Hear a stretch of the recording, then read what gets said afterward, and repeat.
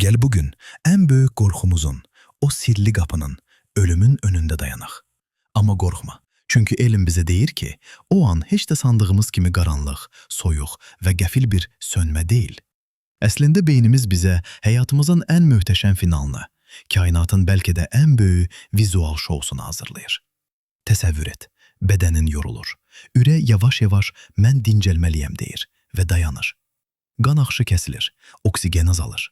Amma maraqlı olan burasıdır ki, beyin əsl qəhrəman kimi öz postunu tərk etmir. Ürək dayandırdan sonra beynimizdə təxminən 7-dən 10 dəqiqəlikə qədər olan inanılmaz bir elektrik aktivliyi başlayır. 2022-ci ildə elm adamları təsadüfən bir xəstənin ölüm anında beyin dalğalarını qeydə aldılar və gördükləri şey qarşısında donub qaldılar. Beynimiz o an gamma dalğalar yaymağa başlayır. Bu dalğalar nədir bilirsən?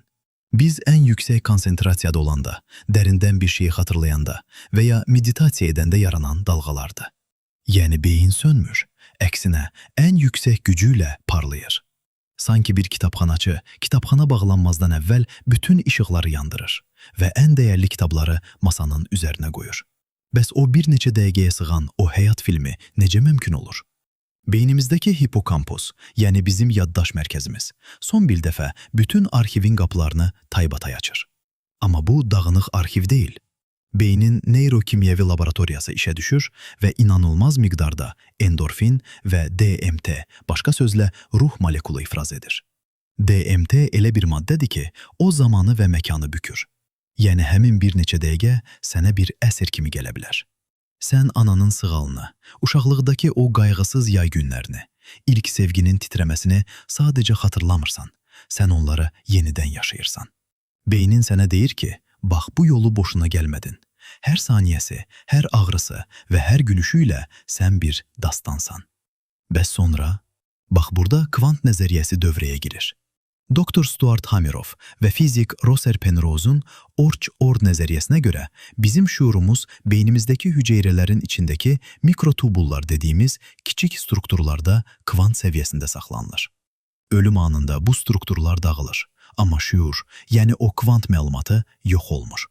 O kainatın ümumi kvant sahəsinə, o sonsuz enerji denizinə yayılır. Bu o deməkdir ki, sen beden adlı bu dar qəfəsdən çıxıb, ulduzların arasına, geldiğin o büyük enerjiye qaydırsan. Biz ulduz tozuyuq ve ulduzlar sönəndə yok olmurlar. Sadece formasını değişip kainatın başka bir küncündə yeni bir işıq üçün toxum olurlar. Ölüm belki de bir son değil, sadece şuurumuzun formata salınması ve daha geniş bir reallığa oyanmasıdır. İndi bir düşün. Eğer beynin sənə o son filmi göstərəcəksə, bugün o filmə hansı yeni kadrlara əlavə etmək istərdin? Kimin əlini bərk sıxmaq, kimə bağışla demək, kimi səmimiyyətlə qucaqlamaq üçün hələ vaxtın var? Çünkü o final anında yanında nə pulun olacaq, nə də titulun. Sadece topladığın o səmimi anlar sənin də olacaq. Həyatın dadını çıxar. Çünkü sen kainatın özünü dərk etmək üçün yaratdığı en güzel simfoniyasan. Ve unutma, en qaranlıq gecenin sonu belə möhtəşəm bir şəfəqlə bitir.